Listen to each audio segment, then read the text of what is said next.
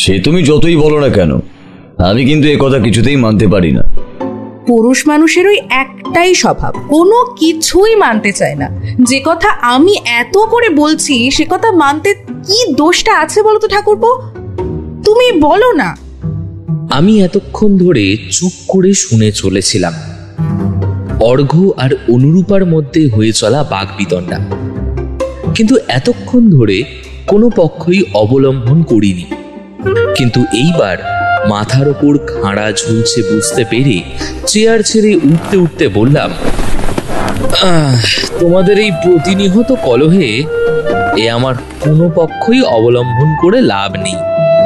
অর্ঘ্যর পক্ষ অবলম্বন করলে খাওয়া জুটবে না, আর বৌঠান তোমার পক্ষ অবলম্বন করলে অর্ঘ্য কথায় কথায় আমায় কথা শোনাবে।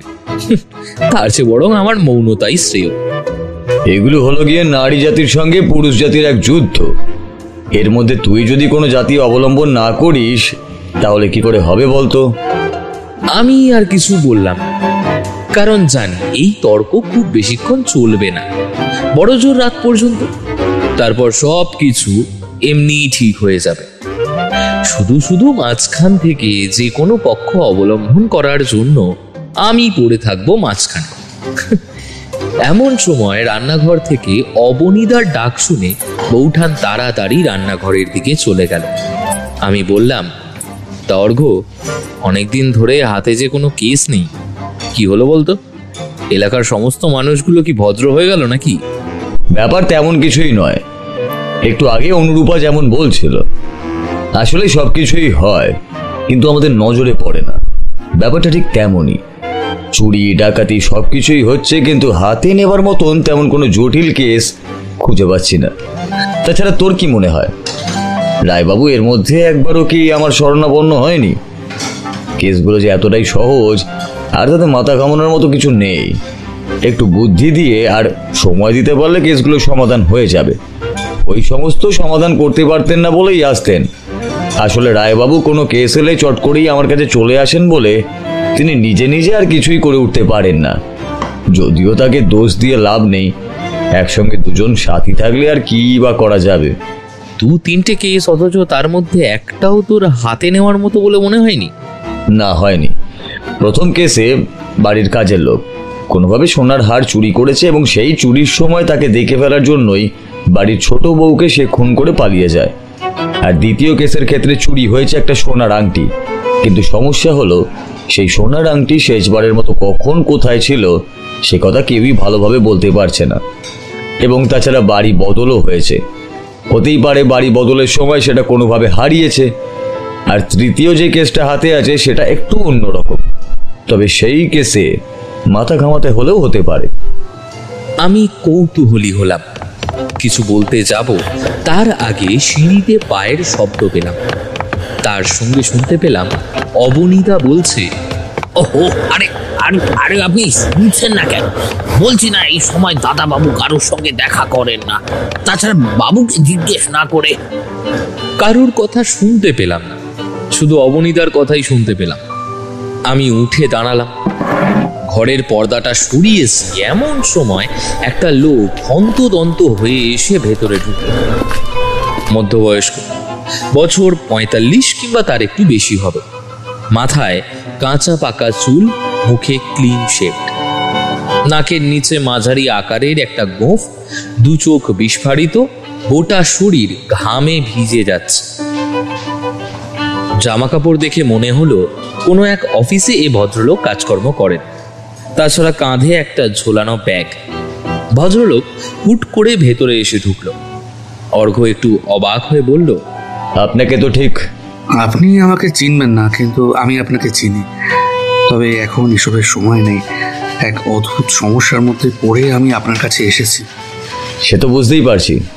আপনি বসুন। অবনীদা, জল দিয়ে যাও। অবনীদা জলের গ্লাস দিয়ে গেলে ভদ্রলোক বসে পড়ে চোঁ চোঁ করে প্রায় সম্পূর্ণ জলটাই খেয়ে ফেললেন। দেখলাম বৌঠান একবার পর্দার কাছে এসে উঁকি দিয়ে চলে গেল। অবনীদা আর বৌঠান রান্নাঘরের দিকে চলে যেতেই ভদ্রলোক একটু ধাতস্থ হয়ে বসলেন। তারপর কাঁপা কাঁপা গলায় এলোমেলোভাবে বলতে লাগলেন তার কথা। আমার নাম অতীন্দ্র চৌধুরী। কাছেই শশধর মার্কেটের একটা অফিসে কাজ করি। আমাদের অফিসটা মার্চেন্ট অফিস। হিসেবপত্র সে সমস্ত দেখাশোনার জন্য বেশ কিছু লোকজন আছে, আর সেখানেই আমি ওই বলতে পারেন কেরানির কাজ করি। তা প্রায় বছর 4 এখানে কাজ করে চলেছি। মিথ্যা বলবো না, আমি বোধহয় ওই অফিসে কম ছুটি নিয়েছি। একা মানুষ, দেশের বাড়িতে বাবা মা বোন সবাই আছে। তবে দেশের বাড়িতে চাষের জমি আছে, বাবাই তো এখনো দেখাশোনা করে, তাতেই চলে যায়। মাসে মাসে কিছু টাকা বাড়িতে পাঠিয়ে দিই, তবে সেটা না পাঠালেও চলে। এখানে একটা ঘর ভাড়া নিয়ে থাকি। আজ সকালে কি মনে হতে একটু তাড়াতাড়ি অফিসে গিয়েছি। সত্যি বলতে প্রত্যেক দিনই সবার প্রথমে আমিই অফিস যাই।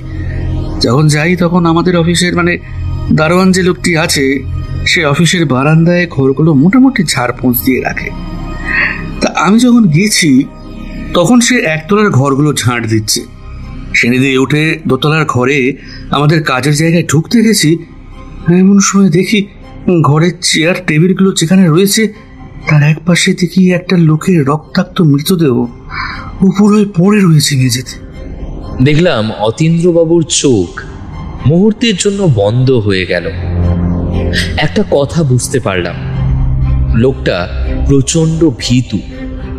যদিও লাশ দেখার পর যে কোনো মানুষের শারীরিক এবং মানসিক অবস্থা বদলে যেতে পারে, কিন্তু তবুও সেই লোকের এমন অবস্থা দেখে একটু চমকেই উঠলাম। আপনি একটু শান্ত হয়ে বসুন, আপনার শরীর খারাপ করবে বলে মনে হচ্ছে। না রক্তিম, ওনাকে বলতে দে, ওনার কোনো সমস্যা হবে না। অতিরিক্ত উত্তেজনায় উনি এমনভাবে হাঁপাচ্ছেন এবং এমনভাবে কথা বলছেন। সমস্ত কথা বলে ফেলতে পারলে আমার মনে হয় উনি নিশ্চিন্ত হবেন। অর্ঘ্যর কথা শুনে এর মধ্যেও লোকটির মুখে একটা ফ্যাকাশে হাসি ফুটে উঠল। উনি আবার বললেন, ব্যাপারটা দেখে তো অনেক ভয় পাই। চিৎকার করে উঠে সিঁড়ি দিয়ে দ্রুত নেমে এসেছি নিচের দিকে। তখন দারোয়ান নিচের ঘরে ঝাড়ু দিচ্ছে। উপরের ঘরের দরজা বন্ধ ছিল, সেই দরজা নিজের হাতে আমি খুলেছি। আসলে দৃশ্যটা দেখে সিঁড়ি দিয়ে হুড়মুড় করে নামতে গিয়ে আমি দুটো সিঁড়ি পা পিছলে পড়ে গেছিলাম একতলার মেঝেতে। দারোয়ান এসে আমায় তুলতে, এই দেখুন না, কপালের কাছে। তাকিয়ে দেখলাম ভদ্রলোকের কপালের কাছে সামান্য চোট লেগেছে, রক্তও বেরিয়েছে। বোধহয় কোনো রকমে সেই জায়গাটা একটু শুকিয়েছে। কিন্তু সমস্যাটা হলো, আপনি যখন দারোয়ানকে নিয়ে আবার উপরে গিয়েছিলেন তখন দেখতে পেয়েছেন সেখানে মৃতদেহটা নেই, তাই তো? শুধু অতীন্দ্রবাবু নয়, আমিও অবাক হয়ে গেলাম অর্ঘ্যরই কথা শুনে। কিন্তু অর্ঘ্যর মুখে একটা রহস্যময় হাসি। অতীন্দ্রবাবু যেন খাবি খাওয়ার মতো করে বললেন, হ্যাঁ হ্যাঁ, না আপনি কেমন করে জানলেন? দেখুন, একটা লাশ যদিও দোতলার ঘরে পড়ে থাকে, সেটা দেখে আপনি ওখান থেকে ছুটতে ছুটতে এতটা পর্যন্ত আসবেনই বা কেন? আপনি অন্যদের জানাবেন এবং তারপর পুলিশে খবর দেবেন। পুলিশ খবর পেলে এসে মৃতদেহ নিয়ে যাবে এবং প্রথমে আপনাকে জেরা করবে, কারণ আপনি দৃশ্যটা প্রথম দেখেছেন। এই সমস্ত ব্যাপার মিটতে মিটতে অনেকটাই সময় লেগে যাবে আশা করি। অফিসগুলো মোটামুটি সকাল 9টা কিংবা 10টার আগে খোলে না। আমি 9টাই ধরলাম। এখন ঘড়িতে বাজে 10:30। 1.5 ঘন্টা আপনার ওখান থেকে এখানে আসতে খানিকটা সময় লেগেছে, আর বাকিটুকু সময় যে আপনি ওখানেই ছিলেন সেটাও বলে দিতে হয় না। এটা অনুমান করাটা খুব কঠিন নয় যে আপনি পুলিশের কাছে না গিয়ে আমার কাছে এসেছেন, কারণ আপনার চোখের সামনে দেখা মৃতদেহটা উধাও হয়ে গেছে। অতীন্দ্রবাবু যেন আরো ভেঙে পড়লেন। কেমন করে যেন বললেন, জানি না অর্ঘ্যবাবু, আপনি কি করে এত সমস্ত কথা কি করে বললেন? তো ব্যাপারটা তাই হয়েছে। আসলে দারোয়ান আমায় তুলে ধরে, তখনই আমি তাকে ব্যাপারটা জানাই। সঙ্গে সঙ্গে দুজন মিলে ছুটে যাই উপরের দিকে, কিন্তু ততক্ষণে উপরের ঘরের দরজাটা আবার বন্ধ হয়ে গেছে। আর সেই দরজা খুলে মেঝের দিকে তাকিয়ে আমি অবাক হয়ে দেখতে পাই কোথাও কিচ্ছু নেই। এমনকি একটু আগে দেখতে পাওয়া সেই রক্তাক্ত মৃতদেহের সামান্য রক্তের ফোঁটা পর্যন্ত নেই। আপনি বললেন প্রথমবার আপনি দরজা খুলেছিলেন, তখন মৃতদেহটা দেখতেও পেয়েছিলেন। আপনাদের অফিসের ওপরের তলার ঘরের দরজাগুলো কি এমনভাবেই খোলা থাকে, তালা দেওয়া থাকে না? না, ঘরের দরজাগুলো ভেজিয়ে রাখা থাকে। তাছাড়া অন্য কোথাও থেকে ঢোকার তো কোনো রাস্তা নেই। একমাত্র একতলায় বড় দরজা পেরিয়ে তারপরে ভেতরে ঢুকতে হয়। সেই দরজা প্রতিদিন সকালের দিকে দারোয়ান নিজের হাতে খোলে, তারপরে সবাই আস্তে আস্তে আসে। আসলে অফিসের পেছনের দিকে দারোয়ানের থাকার জায়গা আছে, কিন্তু বাকি ঘরগুলোতে তো তালা পড়ে না, এমনিই বন্ধ থাকে। সেটা খুলেই আমি ভেতরে ঢুকেছিলাম, আর পরের বারও সেটা খুলেই ভেতরে ঢুকি, কিন্তু দেখি ততক্ষণে কিছু নেই। এই গোটা ঘটনাটায় দারোয়ানের কি প্রতিক্রিয়া ছিল? প্রথমবার আপনি যখন তাকে এসে মৃতদেহের কথা বললেন, ঠিক তখন তার কি প্রতিক্রিয়া ছিল? ভয় পেয়ে গেছিল, এতটাই ভয় পেয়েছিল যে উপরে যাওয়ার আগেই সে আশেপাশের লোকেদের এবং পুলিশকে খবর দেওয়ার কথা বলেছিল। কিন্তু আমি জোর করে তাকে নিয়ে উপরে যাই, কিন্তু উপরে গিয়ে যখন ব্যাপারটা দেখতে পাই তখন কিন্তু সে আর আগের মতো ভয় পায় না। তখন আমায় বলে, আপনি ভুলে দেখেছেন বাবু, ওপরের ঘরে তো কিছু নেই। আমি ভুল দেখিনি রামচরণ, আমি ঠিক দেখেছি। ওইখানে কেউ পড়েছিল, রক্তে ভেসে যাচ্ছিল তার বুকের কাছটা। আমি এতটা ভুল দেখবো কি করে? রামচরণ কিন্তু আমার কথা বিশ্বাস করছিল না। সেটা করবেই বা কেন? ঘরের মেঝেতে তো এক ফোঁটা রক্ত নেই, কোথাও কিচ্ছু নেই, গোটা ঘর ফাঁকা। তাহলে এমন কথা বিশ্বাস করতে যাবে কেন? অথচ আপনি নিশ্চিত যে আপনি যেটা দেখেছেন সেটা ঠিকই দেখেছেন। এখন কি তোর কোনো কাজ হাতে আছে? না, এখন তো তেমন কিছু নেই। কেন বলতো? তুই কি অতীন্দ্রবাবুর সঙ্গে তার অফিসে যাওয়ার কথা ভাবছিস? অর্ঘ্য শুধু হাসল। তারপর অতীন্দ্রবাবুকে বসিয়ে রেখে আমরা পোশাক বদল করতে চলে গেলাম। একটু পরে দ্রুত একটা গাড়ি ধরে আমরা এসে পৌঁছলাম অতীন্দ্রবাবুর অফিসের কাছে। ততক্ষণে সাধারণভাবে অফিস যেমন শুরু হয় তেমন শুরু হয়েছে। তেমন কোনো আলাদা করে উদ্বেগ বা অন্য কিছু নেই। উল্টো দিকে সামনের চেয়ারে দোকানের কাছে একটা জটলা। তাদের কাছ থেকে কানা ঘুষো টুকরো টুকরো কথা শুনতে পেলাম। সেই দারোয়ান আমাদের দেখতে পেল। তার আগে অতীন্দ্রবাবুকে দেখতে পেয়ে বলল, বড় বাবু আপনার ওপর বেশ রেগে রয়েছে। বাবু আমার কাছে আপনার খোঁজ করছিল, আমি তো বললাম একটু বেরিয়েছে। এক্ষুনি যান, উপরে যান। যা করেছেন সকাল সকাল। আমি তো তোমায় বলছি রামচরণ। অর্ঘ্য তাকে থামিয়ে দিল। তারপর দারোয়ানকে বলল, তুমি সকালে ঠিক কটার সময় এই বড় দরজার তালাটা খুলেছিলে? এমন একটা প্রশ্নে রামচরণ নিজেও যেন থতমত খেলেন। তারপর অতীন্দ্র অর্ঘ্যর পরিচয় দিতেই সে কেমন যেন একটু ভয় পেল প্রথমে। তারপর আমতা আমতা করে বলল, 9টার পর থেকেই তো সবাই আসতে শুরু করে। আমি ওই 8:30টার মধ্যেই তালা খুলে দিই, তারপর ঝাড়পোছ করি, এই ঘর ওই ঘর, এইসব করতে করতেই 9টা বেজে যায়। এই বাবু প্রতিদিনই আগে আগে চলে আসে। বাবু যেখানে থাকে তা এখান থেকে কাছে, সে কথা সবাই জানে। এবং বাবু আর সবার শেষেই অফিস থেকে বাড়ি যায়। তুমি দরজা খোলার পর যখন তোমার কাজ করছিলে তখন সব সময় তো তুমি আর ওই বড় দরজার কাছে ছিলে না, তাই বড় দরজা দিয়ে যে কোনো সময় যে কেউ ভেতরে ঢুকে আসতে পারে, কি তাই তো? রামচরণ এইবার কি যেন ভাবল। তারপর বলল, আরে কিন্তু কিন্তু আমি তো কাউকে ভেতরে ঢুকতে দেখিনি। তার একটাই মানে হতে পারে, যে লোকটির মৃতদেহ উপরের ঘরে অতীন্দ্রবাবু দেখেছিলেন সেই লোকটিকে তুমি খুন করেছো এবং তার মৃতদেহটা ওই ঘরে তুমিই রেখেছিলে। তুমি ভেবেছিলে কোনোভাবে সরিয়ে ফেলার কথা এবং তার মধ্যেই অতীন্দ্রবাবু এখানে এসে পড়ে, আর তাই তুমি সেটাকে সরাতে পারো না। পরে অতীন্দ্রবাবু যখন নিচে নেমেছিল সেই সময় কোনো সুযোগ বুঝে তুমি ওপরে গিয়ে ওটাকে সরিয়ে রাখো। এই কথায় রামচরণ যেন দিশেহারা হয়ে পড়ল।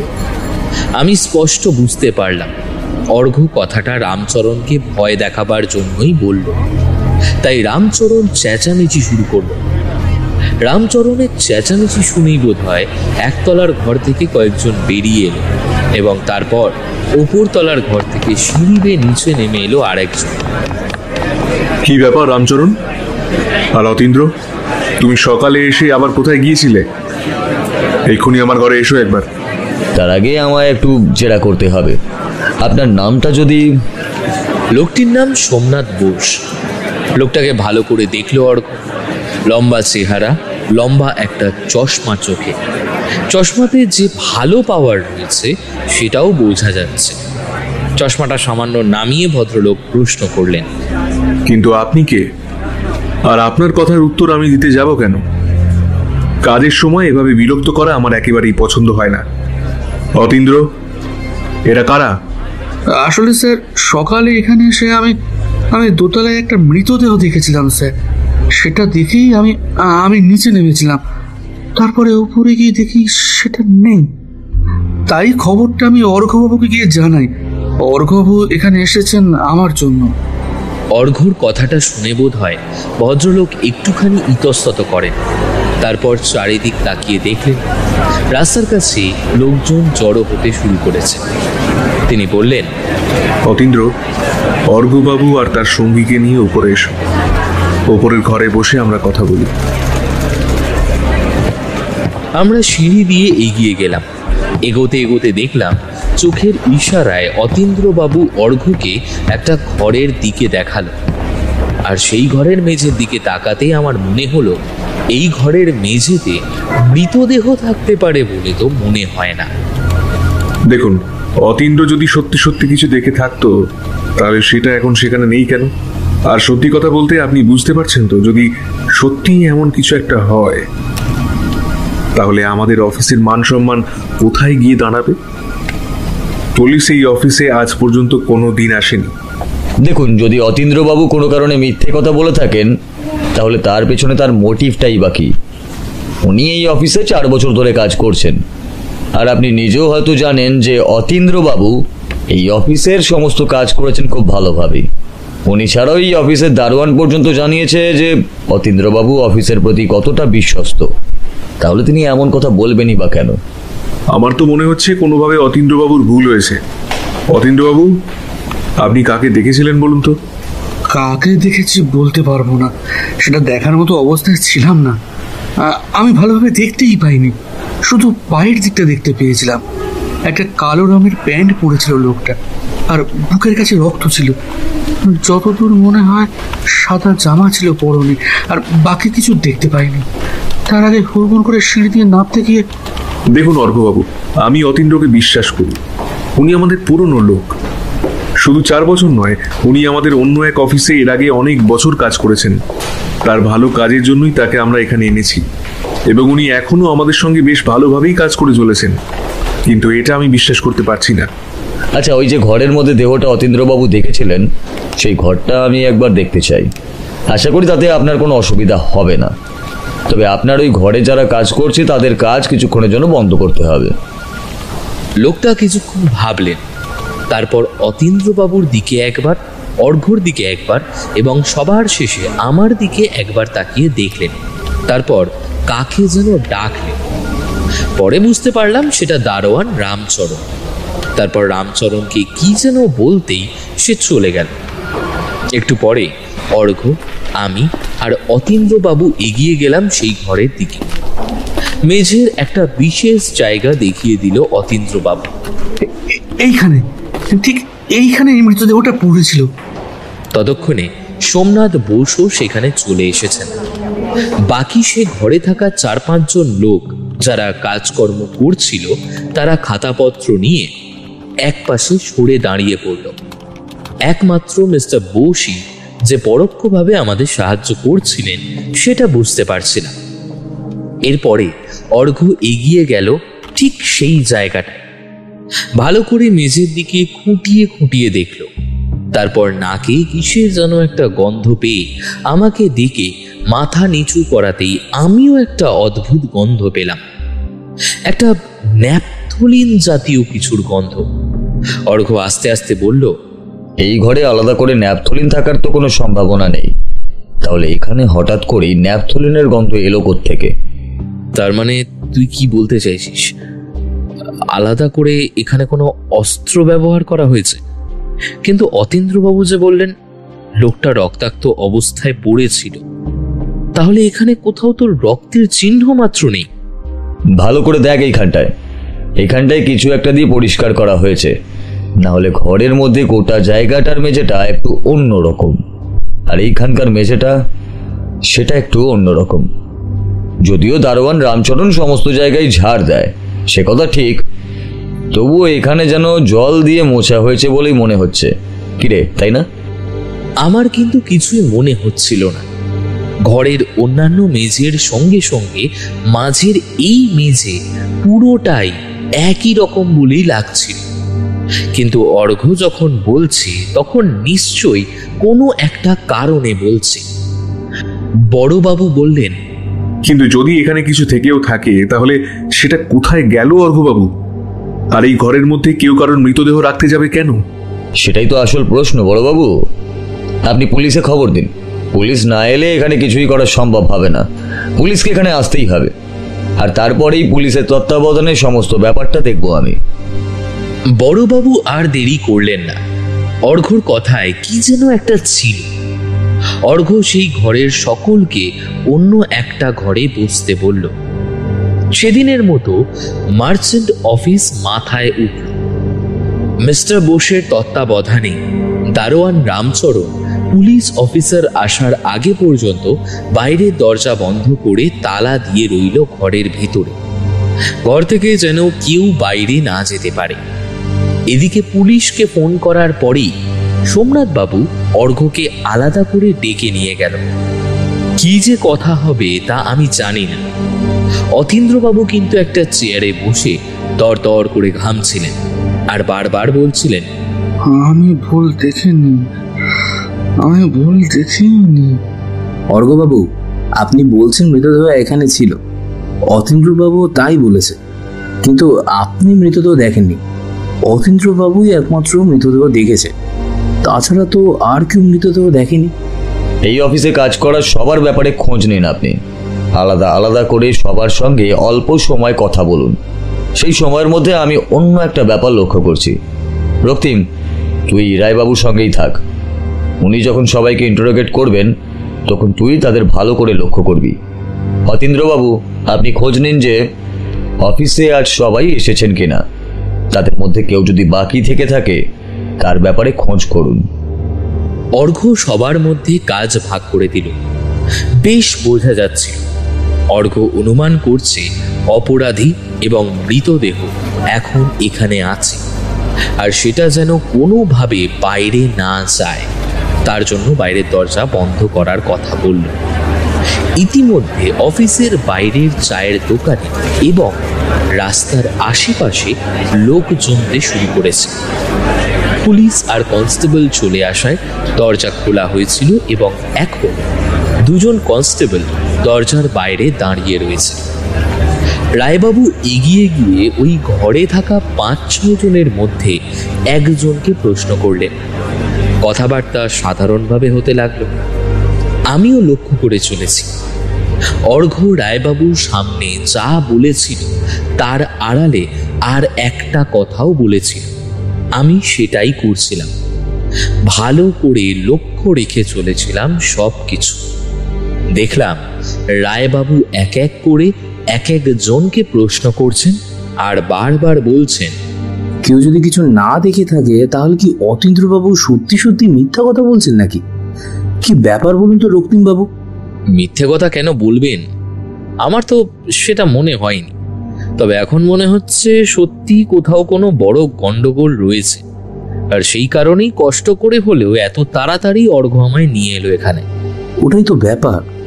অর্ঘ্যবাবু যে মাঝে মাঝে কি করেন সেটাই তো বুঝতে পারি না, কিন্তু কথা বলে দেখলাম কেউ তো কিছুই জানে না। এবার কি করি বলুন তো? রায়বাবু কথা বলছিলেন, আর সেই কথার ফাঁকে আমি হঠাৎ করে ঘরের একটা কোণের দিকে কি একটা দেখে এগিয়ে গেলাম। একটা পেন, না পেনের ঢাকনা পড়ে আছে সেখানে, একদম দেওয়াল ঘেঁষে। দেওয়ালের কাছের মেঝের সেই জায়গাটা খানিকটা ফেটে এসেছে। সে ফাটা একটা দাগ মতো জায়গাটার মধ্যেই পেনের ঢাকনাটা ছিল বলে হয়তো কেউ দেখতে পায়নি। আমি একটা সুযোগ বুঝে ঢাকনাটা তুলে নিলাম। পরে অর্ঘ্যকে বললে হয়তো তার কাজে রাখতে পারে। একটু পরই অর্ঘ্য আর সোমনাথ বাবু যখন পাশের ঘর থেকে এলো ততক্ষণে অতীন্দ্রবাবুও এসে পড়ে। স্যার, আমাদের এই ঘরে সবাই আছে, কিন্তু পাশের ঘরে সুশোভন সান্যাল বোধ হয় আসেননি, ছুটিতে রয়েছেন। অতীন্দ্রবাবুর কথায় যেন হঠাৎ করেই সোমনাথবাবু এবং বাকি সকলের মনে পড়ে গেল সুশোভন সান্যালের কথা। তারপর সুশোভন সান্যালের খোঁজ চলতে লাগলো। এক সময় খোঁজ খবর করে মিস্টার বোস জানালেন, সুশোভন সান্যালের তো আজকে আসার কথা ছিল। বিগত 2 দিন ধরে তিনি ছুটিতে ছিলেন, কিন্তু আজকে তো তার আসার কথা। তার মানে এই সুশোভন সান্যাল এখনো আসেনি। সুশোভন সান্যালের ঠিকানা জোগাড় করে তার বাড়িতে লোক পাঠিয়ে দেখুন তো। আর আপনি একটা কাজ করুন, আজকে সবাইকে আপাতত ছেড়ে দিন। স্যার, আমি বুঝতেই পারছি হয়তো আপনার খুবই সমস্যা হয়ে যাচ্ছে, কিন্তু বুঝতেই পারছেন একটা লোক যদি সত্যি সত্যি মারা গিয়ে থাকে এবং মৃতদেহ যদি এখানে... গোটা অফিসটাই আমি ছুটি দিয়ে দিচ্ছি, আপনারা আপনাদের কাজ করুন। তবে হ্যাঁ, এখানে যদি সত্যি সত্যি একটা মৃতদেহ থাকে অর্ঘ্যবাবু, তাহলে তার জন্য সঠিক সমাধান যেন হয়ে থাকে। অতীন্দ্র, আমাকে ক্ষমা করো, এখন তো আমারও মনে হচ্ছে সত্যি হয়তো কিছু একটা ঘটেছে। আপনি ক্ষমা চাইবেন না স্যার, আমি তো এখনো নিজেই বুঝতে পারছি না আসলে কি হয়েছে। তবে আমার মনে হয় আমি সত্যি সত্যি দেখেছিলাম। এরপর সবার জবানবন্দি নেওয়া হয়। নাম, ঠিকানা সমস্ত কিছু রায়বাবু নোট করে নিলেন, আর তার সঙ্গে 2 জন কনস্টেবলকে পাঠিয়ে দিলেন ওই সুশোভন সান্যালের বাড়িতে। আমরা বেশ কিছুক্ষণ পর সেখান থেকে বেরিয়ে এলাম। অতীন্দ্রবাবু ফিরে গেলেন তার বাড়িতে। তবে যাওয়ার আগে অর্ঘ্যর একটা হাত ধরে বললেন, এখনো মৃতদেহ পাওয়া যায়নি, তবুও আপনি আমায় বিশ্বাস করছেন অর্ঘ্যবাবু? আপনাকে যে কি বলে ধন্যবাদ দেব। কিছুক্ষণ পরে থানা থেকে টেলিফোন করে রায়বাবু জানালেন সুশোভন সান্যাল বাড়িতে নেই। আর শুধু তাই নয়, ওনার স্ত্রী জানিয়েছেন 2 দিন ছুটিতে সুশোভন এবং তার স্ত্রী, ছেলে, মেয়ে বাপের বাড়িতে গিয়েছিলেন। কাল ফিরে এসেছে এবং আজ সকাল সকাল সুশোভন সান্যাল অফিসে যাওয়ার জন্য বেরিয়ে পড়েছিলেন। অন্যদিন যে সময় তিনি অফিস যান, আজ তার থেকে আগে আগে বেরিয়েছিলেন এবং বেরোবার সময় একটা কথা তিনি তার স্ত্রীকে বলেছিলেন। অনেক চেষ্টা করলাম সেই কথাটা কি জানার, কিন্তু কিছুতেই সেটা জানতে পারলাম না। কিন্তু এমন একটা কথা তার স্ত্রী ভুলে গেল কি করে? নারী জাতি যে কোন কথাটা মনে রাখবে আর কোন কথাটা ভুলে যাবে সে কথা আলাদা করে বলা যায় না। যেটা মনে রাখার নয় সেটা মনে রেখে বছরের পর বছর কাটিয়ে দিতে পারে, আবার যেটা প্রয়োজন সেটা কয়েক মুহূর্তের মধ্যেই ভুলেও যেতে পারে, ঠিক যেমন ভাবে এখানে হয়েছে। মাঝে মাঝে অর্ঘ্যর কথা আমার খুব একটা ভালো লাগে না। দেশের ব্যাপারে কিংবা কোনো কিছু নিয়ে তদন্ত করতে গিয়ে সে মাঝে মাঝে এমন কিছু উক্তি করে বসে যেগুলো আসলেই হজম করা যায় না। কিন্তু তাই বলে এই ক্ষেত্রে লোকটি যাওয়ার আগে তার স্ত্রীকে যা বলে গিয়েছিল সেগুলো মনে না রাখাটা আমার কাছে একটু অস্বাভাবিক। অর্ঘ্যকে চুপ করে বসে কি যেন ভাবতে দেখে আমি বললাম, তুই আবার কি ভাবছিস? ভাবছি বাড়ি থেকে বেরোবার আগে ভদ্রলোক তার স্ত্রীকে এমন কি বলেছিলেন। দেখ রক্তিম, অন্য কোনো ব্যাপার থাকলে তিনি মনে রাখতেন, কিন্তু হয়তো তিনি এমন কিছু তথ্য দিয়েছিলেন যেটা আমাদের কাজে কিছু সাহায্য করতে পারত। যে অশ্ব নেই তার জন্য ঋণের কথা ভেবে লাভ নেই অর্ঘ্য। আচ্ছা, আমায় একটা কথা বলতো, তুই যা বলছিস তার মানে সুশোভন সান্যালের পরনে কি কালো রঙের প্যান্ট আর সাদা রঙের জামা ছিল? না, ওনার স্ত্রী তো বললেন সুশোভন সান্যালের পরনে ছিল সাদা রঙের প্যান্ট এবং জামা ছিল হালকা নীলচে, কিন্তু অতীন্দ্রবাবু হলফ করে বলছেন উনি মৃতদেহে কালো রঙের প্যান্ট এবং সাদা জামা দেখেছেন। তাহলে ওটা সুশোভন বাবু হতে পারেন না। তাহলে সুশোভন বাবু কোথায় গেলেন? হতেই পারে সেটাও ঘরের অন্য কারোর মৃতদেহ, অন্য যে কারোর হতে পারে। তবে অর্ঘ্য টেলিফোনটা হাতে নিয়ে একবার নাড়িয়ে সারিয়ে দেখল, তারপর বলল, তুই থাক রক্তিম, আমি একটু আসছি। টেলিফোনের কাছাকাছি থাকিস। রায়বাবুকে আরো কয়েকটা খবর নিতে বলা হয়েছে, খবর পেলে তিনি তোকে জানিয়ে দেবেন। মনে রাখবি, এই মুহূর্তে সমস্ত খবর কিন্তু আমাদের কাছে খুবই গুরুত্বপূর্ণ। এমনকি মার্চেন্ট অফিসের বস সোমনাথ বোসও টেলিফোন করতে পারেন। অর্ঘ্য বেরিয়ে যাওয়ার প্রায় 2 ঘন্টা পরে মিস্টার বোসের টেলিফোনটা প্রথম এলো। ভদ্রলোক যখন শুনতে পেলেন অর্ঘ্য বাইরে, তখন আমাকে এই খবরটা দিলেন। অর্ঘ্যবাবু যেটা বলেছিলেন আমি সে ব্যাপারে খবর নিয়েছি। আমাদের অফিসের আরো একজন কর্মচারী আজ অফিসে আসেনি, একতলার তন্ময় বসু। আসলে একতলার ডিপার্টমেন্টটা আমি দেখি না, দোতলাটাই দেখি, তাই ওটা প্রথমে নজরে পড়েনি। পরে খোঁজ খবর করতে গিয়ে জানতে পারলাম তন্ময় আজ অফিসে আসেনি। অথচ তন্ময় কিন্তু তাড়াতাড়ি অফিসে চলে আসে। না, হতে পারে তন্ময় আর এই সুশোভন একসঙ্গে অফিসে এসেছিলেন, তারপরেই কোনো একটা ব্যাপার ঘটেছে। কিন্তু যাই হয়ে যাক না কেন, মৃতদেহটা এত অল্প সময়ের মধ্যে যাবে কোথায়? আপনি একটু অর্ঘ্যবাবুকে ব্যাপারটা জানিয়ে দেবেন। আর তেমন হলে অর্ঘ্যবাবু চাইলে আমার বাড়িতে এসে ব্যাপারটা নিয়ে কথাও বলতে পারেন। অর্ঘ্য আসতেই অর্ঘ্যকে সবটা জানালাম। অর্ঘ্যর চোখে মুখে তখন একটা চিন্তার ভাঁজ, কি নিয়ে যেন সে ভাবছে। আমি প্রায় অধৈর্য হয়ে বললাম, কি হয়েছে বল না, কি ভাবছিস এত তুই? মাঝখানে আগে ওই মার্চেন্ট অফিসে হিসাবপত্রের একটা গন্ডগোল হয়। এই সুশোভন বাবু এবং একতলার ওই তন্ময় বাবু দুজনেই কিন্তু মার্চেন্ট অফিসের 2 বিভাগের হিসাব রক্ষকের পদে রয়েছেন। অর্থাৎ হিসাবের গন্ডগোল যদি হয়ে থাকে, তার মধ্যে এদের দুজনের জড়িয়ে থাকার সম্ভাবনা আছে। তার মানে তুই বলতে চাইছিস তেমনই কোনো একটা ব্যাপারের জন্য এরকম। কিন্তু তাহলে সুশোভন বাবু যদি নিরুদ্দেশ হয়ে থাকে, তাহলে ওই মৃতদেহটা কার? তন্ময় বাবুর? সে কারণেই আমি বেরিয়েছিলাম। তন্ময় বাবুর বাড়ি থেকে বেরোনোর সময় তার পরনে ছিল কালো প্যান্ট ও সাদা জামা, অর্থাৎ অতীন্দ্রবাবু যেমনটা বলেছেন ঠিক তেমনটা। আর তন্ময় বাবু এবং সুশোভন বাবু দুজনেই আজ অফিসে যাওয়ার জন্য অনেকটা আগেই বাড়ি থেকে বেরিয়েছেন। তার মানে দাঁড়ায় যে কোনো না কোনোভাবে সুশোভন বাবু আর তন্ময় বাবু সকালে ওই অফিসে একবার হলেও ঢুকেছেন। তাহলে দারোয়ানের চোখে পড়লো না কেন? তুই ভুলে যাচ্ছিস রক্তিম, রামচরণ সকালে বাইরের দরজা খুলে তারপর ঘর ঝাড়পোছ করত। সেই সময় সে বিভিন্ন ঘরে ঢুকে একটা একটা করে কাজ করত।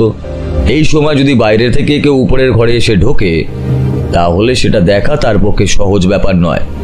আর দ্বিতীয় কথা হলো, কেউ যদি রামচরণকে লুকিয়ে ওপরের ঘরে ঢুকতে চায়, সেটাও সহজ ব্যাপার। কিন্তু তবুও তো একটা প্রশ্ন থেকে যাচ্ছে, ওরা দুজনে মিলে ওই ঘরে ঢুকেছিল কেন এবং কি কারণে দুজনের মধ্যে ঝামেলাটা হয়েছিল? আমার মনে হয় এই প্রশ্নটা বারবার ঘুরে আসছিল, কিন্তু প্রশ্নের উত্তর পাওয়াটা যে এতটা সহজ নয় সেটা বেশ ভালোই বুঝতে পারছিলাম। এরপর দেখতে দেখতে আরো 2 দিন কেটে গেল। প্রথমে মনে করেছিলাম হয়তো সুশোভন বাবুকে খুঁজে পাওয়া এখনো যায়নি, কিন্তু পরে শুনেছিলাম ব্যাপারটা অন্যরকম হয়েছে। মার্চেন্ট অফিসের কাজকর্ম আবার আগের মতোই শুরু হয়েছিল, কিন্তু অতীন্দ্রবাবুর অবস্থা আরো খারাপ হয়েছিল। সেই মৃতদেহটা দেখে তার রীতিমতো শরীর অসুস্থ হয়ে গিয়েছিল। তাকে হাসপাতালে পর্যন্ত ভর্তি হতে হয়েছিল। 2 দিন পর একদিন বিকেলের দিকে অর্ঘ্যর সঙ্গে আমার দেখা হয়ে গেল ব্যালকনির কাছে। আসলে এই 2 দিনের মধ্যে বেশিরভাগ সময় সে বাড়িতে ছিল না। বৌঠানকে জিজ্ঞেস করলে বলতো, কি আর বলি বলো তো, এই যে সেদিন ওই লোকটার সঙ্গে তোমরা গেলে, তারপর থেকে তো আমার সঙ্গে ভালোভাবে কোনো কথাই বলছে না। জিজ্ঞাসা করলে বলছে কিছুতেই ব্যাপারটার কিছুই বুঝে উঠতে পারছি না অনু। অতীন্দ্রবাবু যে ভুল দেখেননি সেটা আমার সত্যিই মনে হচ্ছে। তাহলে মৃতদেহটা গেল কোথায়? আমি তো কিছুই বুঝতে পারছি না। অতীন্দ্রবাবু যে সত্যি কথাই বলছেন সেটা আমারও মনে হচ্ছে। বিশেষ করে তদন্তে যেভাবে যাচ্ছে, এটা যে তন্ময় বাবুরই মৃতদেহ সেটাও বুঝতে পারছি। কিন্তু সুশোভন বাবু কোথায় হারিয়ে গেলেন সেটা না বোঝা পর্যন্ত তো। তোমরা কি অনুমান করছো? মানে সুশোভন বাবু তন্ময় বাবুকে খুন করে তারপর পালিয়ে গেছেন? আপাতত তেমনটাই অনুমান করা যাচ্ছে, কারণ ওই ঘরে কে কে ছিল সেটা তো আর আমরা জানি না। আচ্ছা, আবার এমনও তো হতে পারে যে এই তন্ময় বাবু আর সুশোভন বাবু হয়তো একসাথে কোনো একটা কাজ করতে চাইছিলেন। হতে পারে অপরাধী তন্ময় বাবুর সাথে সুশোভন বাবুকেও খুন করতে চেয়েছিল, কিন্তু কোনোভাবে সুশোভন বাবু সেখান থেকে পালিয়ে গেছে। হতে পারে, অনেক কিছু হয়। কিন্তু এখন অর্ঘ্য কি ভাবছে সেটা তো আর আমি বলতে পারবো না। দেখা যাক। তারপরই সন্ধেবেলা অর্ঘ্যর সঙ্গে ব্যালকনিতে দেখা। তাড়াহুড়ো করে নিজের ঘরে আসছিল। আমি আর বৌঠান মিলে তাকে একরকম চেপে ধরলাম। বাধ্য হয়ে অর্ঘ্যকে বসার ঘরে বসতে হলো। তারপর বললাম, এই ব্যাপারটা কি বলতো, কোথায় কি করছিস কিছুই তো বলছিস না। কেসটা প্রায় গুটিয়েই ফেলেছি, আজই কেসটা প্রায় গুটিয়ে ফেলবো। সুশোভন বাবুকে ধরতে এতটা যে সময় লেগে যাবে সেটা আমি ভাবতে পারিনি, কিন্তু তুই ভাবতে পারবি না এই সমস্ত কিছুর পেছনে এমন একজন কালপ্রিট রয়েছে। তার মানে আসল অপরাধী কি তুমি ধরে ফেলেছো? কিভাবে ধরলে? এখনো ধরে ফেলিনি, তবে অনুমান একটা করতে পেরেছি, আর সেই অনুমানটা যে মিথ্যে নয় সেটা আমি বেশ ভালোভাবেই বলতে পারি। আমি আর বৌঠান যেন রুদ্ধশ্বাসের সাথে তাকিয়ে রইলাম অর্ঘ্যর দিকে। অর্ঘ্য একটা রহস্যময় হাসি হেসে বলল, প্রথম থেকে অপরাধী আমাদের সামনেই ছিল, অথচ অপরাধীকে আমরা দেখতেই পাইনি। অতীন্দ্রবাবু একটা সামান্য ভুল করেছিলেন। অতীন্দ্রবাবু মৃতদেহটা ওখানে দেখে ঝট করে বেরিয়ে নিচের দিকেই নামছিলেন, কিন্তু তিনি যদি নিচের দিকে না নেমে বাঁদিকের ঘরগুলোর দিকে একবার যদি এগিয়ে যেতেন তাহলে বুঝতে পারতেন সেইখানে তখন আসল অপরাধী এবং তার সঙ্গে সুশোভন বাবুও ছিলেন। মানে সুশোভন বাবু কাজটা করেননি? করেননি, উল্টে সুশোভন বাবু এমন একটা ব্যাপার জানতেন যে ব্যাপারটা তন্ময় বাবুকে বলেছিলেন। আসলে নিচের তলার হিসাব রক্ষক বিভাগের তন্ময় বাবুর সঙ্গে সুশোভন বাবুর কাজের জন্য কিংবা অন্য কারণে বন্ধুত্বটা ভালোই ছিল, আর সেই কারণে ওরা দুজনে মিলে বুঝতে পেরেছিলেন হিসাবের গন্ডগোলের একমাত্র কারণ হলো এই অফিসের বস সোমনাথ বোস। আমি আর বৌঠান একে অপরের মুখ চাওয়াচাই করলাম। অর্ঘ্য বলতে লাগলো, সেদিন তন্ময় বাবুকে সোমনাথ বোস আগে থেকেই ডেকে পাঠিয়েছিলেন। অফিসে একতলার ঘরের দরজা খুলে নিজেই সেখানে বসে কথা বলছিলেন। পরে সুশোভন বাবু কোনো কারণে তাড়াতাড়ি সেখানে চলে আসে এবং সুশোভন বাবুকে দেখে বড়বাবু আর তন্ময় বাবু দুজনে মিলে উপরের ঘরে গিয়ে কথা বলেন। এদিকে রামচরণ এসে দেখে ঘরের দরজা খোলা। দরজা অন্য কেউ খুলে থাকতে পারে, কারণ বড়বাবুর কাছে সেই চাবি থাকে। রামচরণ সেসব নিয়ে কিছু ভাবেনি, নিজেই নিজের কাজ করতে শুরু করে। সমস্যাটা হলো রামচরণের ভুলো মন। রামচরণ ভুলেই গিয়েছিল যে সেদিন নিজের হাতে দরজা খোলেনি, দরজা খুলেছিল সোমনাথ বাবু। এরপর বচসার মাঝে তার হাতে খুন হয় তন্ময় বাবু। ভয় পেয়ে যায় সুশোভন বাবু। যখন মৃতদেহ ওই পাশের ঘরে রেখে ওরাও পাশের ঘরে কোনো রকমের কথাবার্তা বলছেন, সেই সময় সিঁড়ি দিয়ে উপরে উঠে আসে অতীন্দ্রবাবু। উনি যেই ভয় পেয়ে নিচের দিকে নামতে শুরু করেন, সেই সুযোগে মিস্টার বোস আর সুশোভন বাবু দুজনে মিলে মৃতদেহ সেখান থেকে সরিয়ে নিয়ে চলে যায় সোমনাথ বোসের ঘরে, আর লাশটাকে একটা বাক্সের মধ্যে রেখে দেয়। পরে সুযোগ বুঝে সেখান থেকে মৃতদেহটা সরিয়ে ফেলে, কিন্তু অতীন্দ্রবাবু এমন চেঁচামেচি শুরু করেন যে ওরা আর উপর থেকে নামেনি। পরে অতীন্দ্রবাবু সেখান থেকে বেরিয়ে পড়লে বাকি সবটাই স্বাভাবিক হয়ে গেছে এমনভাবে সুশোভনবাবু সেখান থেকে বেরিয়ে আসে। সুশোভনবাবু সেখান থেকে বেরিয়ে আশ্রয় নেন তারই পরিচিত এক বন্ধুর বাড়িতে। সোমনাথবাবু তাকে এবং তার স্ত্রীকে শাঁসিয়েছিলেন, এসব কথা বাইরে বললে সুশোভনবাবুরও অবস্থা ঠিক তেমনই হবে যেমনটা তন্ময় বাবুর হয়েছে। সুশোভনবাবুর স্ত্রী ভেবেছিলেন সুশোভনবাবুর সেদিন সকাল সকাল অফিসে আসার ব্যাপারটা কেউ জানতে পারবে না, আর এদিকে সোমনাথ বোস সবাইকে জানাবেন সুশোভনবাবু আরো কিছুদিন ছুটিতেই আছেন, এইভাবে ব্যাপারটাকে সামলে নেবেন। কিন্তু সেটা হয়নি। আমি সেখানে গিয়ে পড়ি এবং ব্যাপারটা পুলিশ পর্যন্ত পৌঁছে যায়। মিস্টার বোস পড়েন বিপদে, তাই তিনি আমাদের সামনে দেখান তিনি আমাদের সাহায্য করছেন, অথচ আমরা চলে আসার পরে তিনি বাড়িতে ফিরে সুশোভন বাবুকে আরো একবার সাবধান করে দেন এবং সেখান থেকে বাক্সটা বার করে নিয়ে আসতে হবে বলে রাতের বেলা সুশোভন বাবুকেও নিয়ে যান অফিসে তার কেবিনে, কিন্তু ব্যর্থ হন। কারণ আমার কিছু সন্দেহ হয়, আর আমি পুলিশের পাহারার ব্যবস্থা করেছিলাম অফিসের আশেপাশে। তারপর প্রথমে আমি কিছুই বুঝতে পারিনি, পরে তন্ময় বাবু এবং সুশোভন বাবুর বন্ধুত্বের কথা এবং দুজনেই একই বিভাগের মানে হিসাব রক্ষক পদে রয়েছেন, এই সমস্ত কথা শুনে আমি অফিসে আরো কয়েকজনের সঙ্গে কথা বলি। তাদের কথাতেই জানতে পারি সুশোভন বাবু আর তন্ময় বাবু ভালো মানুষ, তারা এমন কিছু করতে পারেন না, তারা অনেক পুরনো। কিন্তু সোমনাথ বাবু এই অফিসে আছেন মাত্র বছর দুয়েক। তিনি এর আগে অন্য জায়গায় ছিলেন, সেখানে কিছু গন্ডগোল দেখাও দিয়েছিল, সেখানেই আমার প্রথম সন্দেহটা হয়। তাই আমি মিস্টার বোসের বাড়ির উপরে নজর রাখি। তারপর এই সূত্রেই দেখতে পাই তিনি কালই রাতের বেলা সুশোভন বাবু যেখানে আছেন সেখানে গিয়ে তার সঙ্গে দেখা করেন। তারপর পুলিশের সাহায্যে সুশোভন বাবুকে তুলে আনা হয় এবং তার মুখ থেকে সমস্ত কথা স্বীকার করানো হয়। তবে সোমনাথ বাবুকে গ্রেফতার করা যায়নি। তিনি কোথায় পালিয়েছেন সে কথা আমি জানি না, তবে আশা করব খুব শীঘ্রই তাকে গ্রেফতার করা যাবে। পুলিশের তল্লাশি চলছে, আশা করছি মিস্টার বোসের কেবিন থেকে সেই মৃতদেহটা খুঁজে পাওয়া যাবে। একটু আগে সেসব ব্যবস্থা করেই আমি এলাম। এখন একটু ঘুমাবো। অনু, অর্ঘ্যর দিকে তাকিয়ে অবাক হলাম। চোখের তলায় সামান্য কালি পড়েছে। যে মানুষটা ঘরে নিজের চেয়ারে বসে একভাবে পরপর দিনের পর দিন কাটিয়ে দিতে পারে, সে মানুষটা ঘুম ভুলে যেভাবে কাজ করতে পারে সেটা নিজের চোখে আর একবার দেখলাম। বৌঠান একটু ইতস্তত করে বলল, আহা, তুমি শুয়ে পড়ো না। দুপুরে যে তুমি ভালো করে ঘুমোতে পারোনি সেটা আমি বুঝতে পেরেছি। চিন্তা করো না, সব কিছু ঠিক হবে। সোমনাথ বাবু নিশ্চয়ই ধরা পড়বে। এখন তুমি ঘুমাও। অর্ঘ্য শেষে বলল, এর জন্য কিন্তু সবচেয়ে বড় কৃতিত্ব রক্তিমকেই দেওয়া প্রয়োজন। রক্তিম যদি ওই ঘরে ভাঙা মেজের একপাশ থেকে মিস্টার বোসের পেনের ঢাকনাটা খুঁজে না পেত, তাহলে হয়তো আমি তাকে সন্দেহ করতাম না। সোমনাথ বাবুর পকেটে থাকা পেনটা আমি ঢাকনা ছাড়াই দেখেছিলাম।